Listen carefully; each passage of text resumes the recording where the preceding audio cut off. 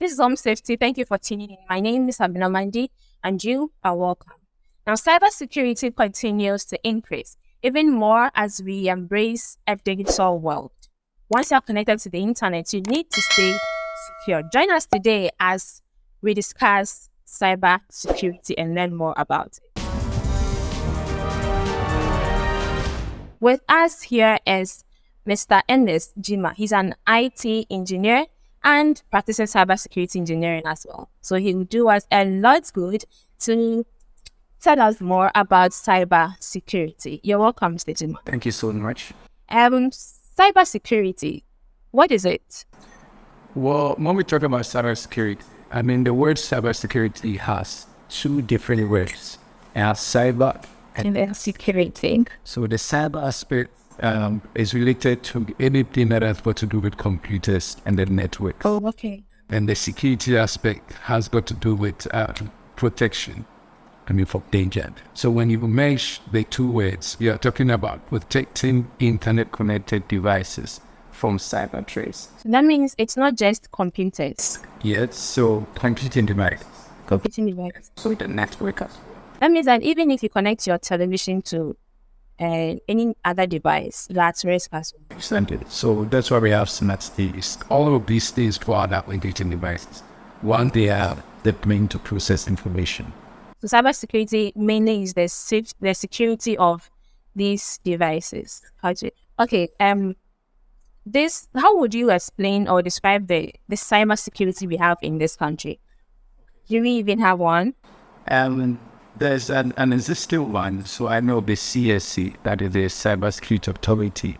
Okay. They must launch some few months ago in the country.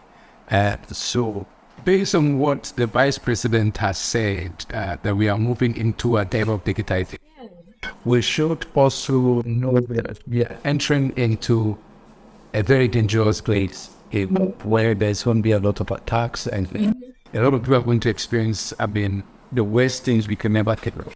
So for the first month, we've heard people say we had calls from banks to keep their PIN and all those kind of things. So once you are moving into digitization, these are not the things that we face. But once the CSC have been established, I'm sure we can... We are on a threshold to safety. First, talking of people having calls from these people from their banks, how do these people work? What are the modus operandi they use? Okay, so hackers, as we call them, the cyber threats, as we call them, they have different modes of operating. So for example, what we know as phishing. Phishing? Phishing. P-H-I-S-I-N. Oh, okay. I thought the one from this. It's related to that. Oh, okay. For example, before you go for phishing, you put at the book of, we put up. Yes. So that's the same thing they did. So the big one. Okay. Turn into the good temple. But the moment you put when you are telling him, you are being hacked or attacked. Oh, okay. Then is where we got the concept. But now, what they do is to call it. That one is called phishing. Very information. So they call him, pretend to be from your bank, and then they ask you your bank details. You give it to them, and then we give that. What about those who just withdraw your money from your Momo wallet without your permission? You wouldn't even know about it. You get a message, you just click, and your money is gone. Okay, so it went this way, and most of the people before about go to mobile events, and then they call out their numbers. Oh, okay. And once you call your number, you're not at risk. But for example, our old women, sometimes they call there and you tell them, give them their phone. They might feel it so strange with. Yes. When this information, they will be able to trap and also have access to some of your information and will be able to reveal certain remedies for. So now basically, how can I stay safe online? Well, all of the few things you need to do, like the mobile money make sure that you don't give your PIN out. So it's part of the policies. Sometimes when we even download app from the internet, the phone just accept. But you don't give your PIN, you don't give your password, any information of it. So I can give my Gmail password to you. That means you have access to some of this information that I have. So that means these hackers, they don't only work online.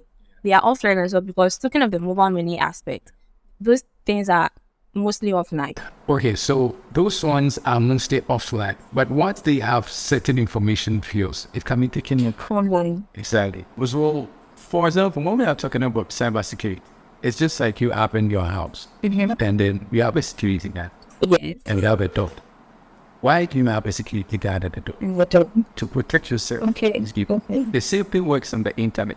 The information is out there. People want to see them. And that is why you need the concept and understanding of security, so that you'll be able to protect some of the information you have there. So we just that you have thieves and robbers coming to your house. We also have thieves and robbers. What's coming online? Okay, so now most of us, I wouldn't say all of us, most of us are using smartphones. Everybody actually is using a phone. And how do I make sure that I am safe online with my phone or even my computer? And job. So a lot of people buy mobile phones that the first thing they want to install is WhatsApp. Yeah. Yes. And also, we actually don't remember to install antivirus. Antivirus on the phone. I know of laptops, the computers, but phone. I actually understand antivirus in phone. Wow. Yeah, so there's a lot of, all these products that we can get free of charge, and then you just implement that you use. So that is one of the things you need to do. Okay. And well, secondly, you need to make sure you set a password or PIN. If anyone has access to you For the phone. and there is no password, you can just enter information. Okay. Okay. And then I think iPhone, is it iPhone also? Okay, some smartphones have Find My Phone. Do you think that is also something we have to do Well, find your phone is just to locate your phone when it gets. when it gets missed? Okay. Sidebar. Okay. For example, the Find My Phone app sometimes tells you that if you can't find your phone, you can lock it.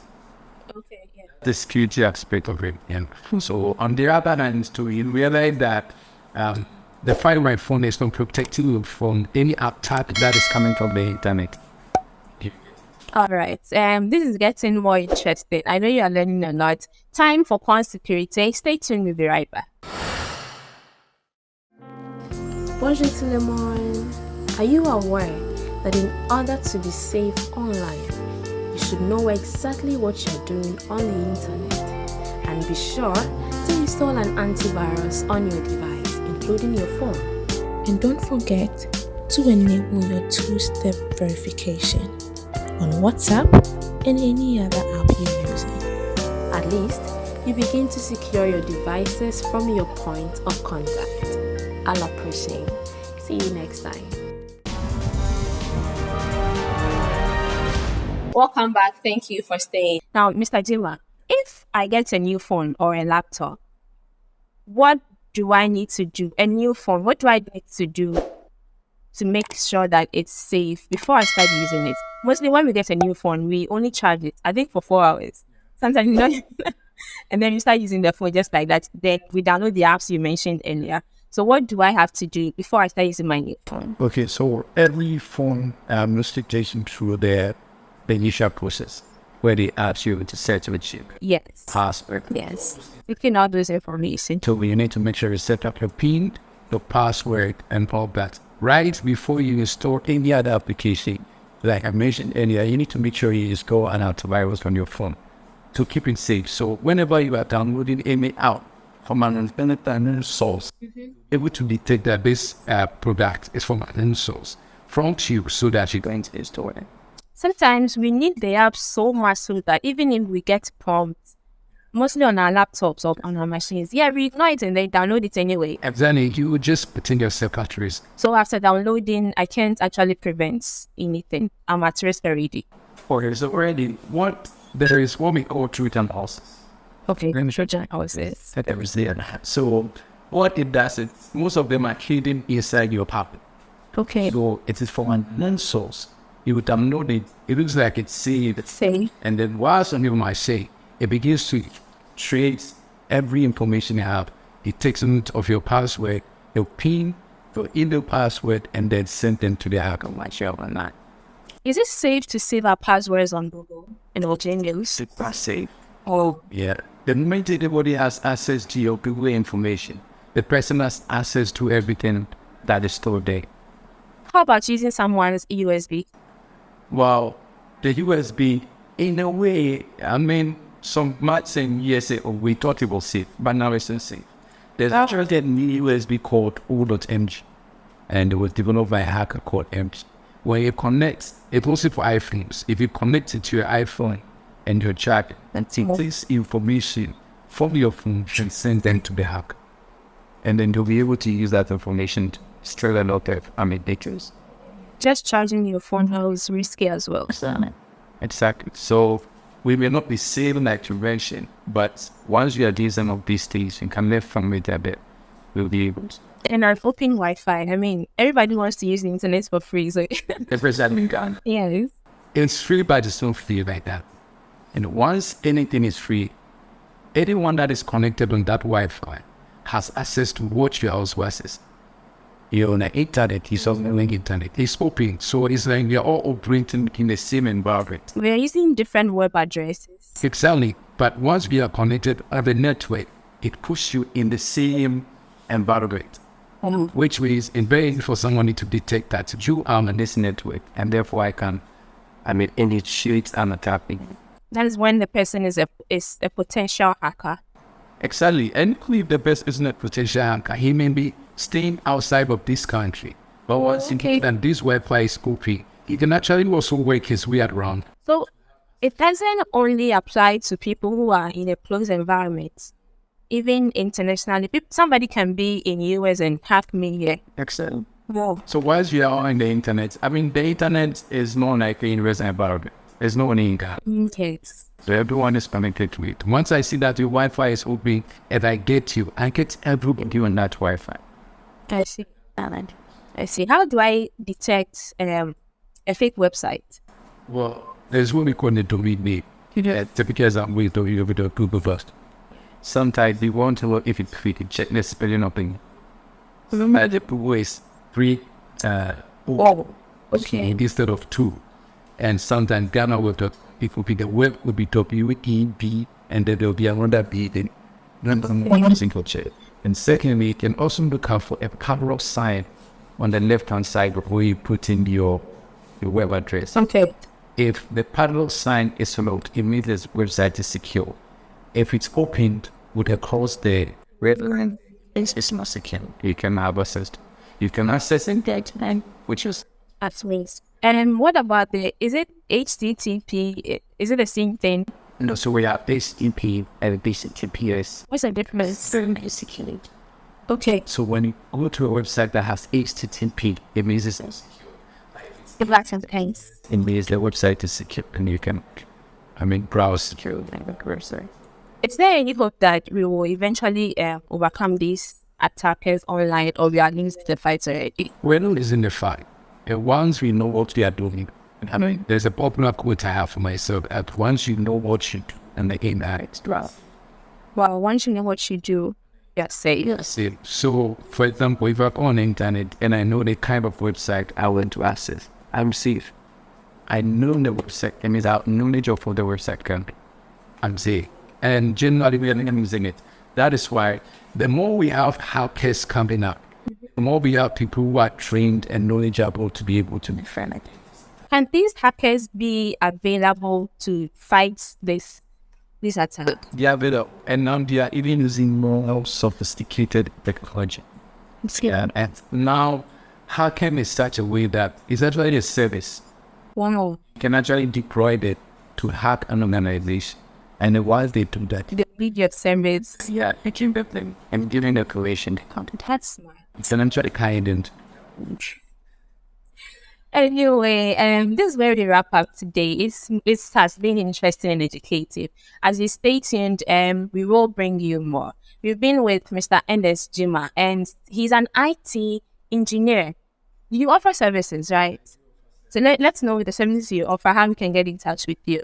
Okay, so I offer services with IT consultation, IT security consultation. If you are interested in graphic design, like website design, and then if you are a school organization, you want us to come and talk to you about IT security, that we can also come to help you. Any social media handle or contact? Oh yes, you can look up for me on Instagram. You can look for Shunfully. Okay. For real. That would be difficult looking out for him because his name is Elesdima and look at his There is a lot too. You can also contact me. Thank you so much for having us. Now we wrap up. It has been interesting. Stay tuned to Home Safety. We will bring you all you need to stay safe, both at home and wherever you find yourself once you're an individual.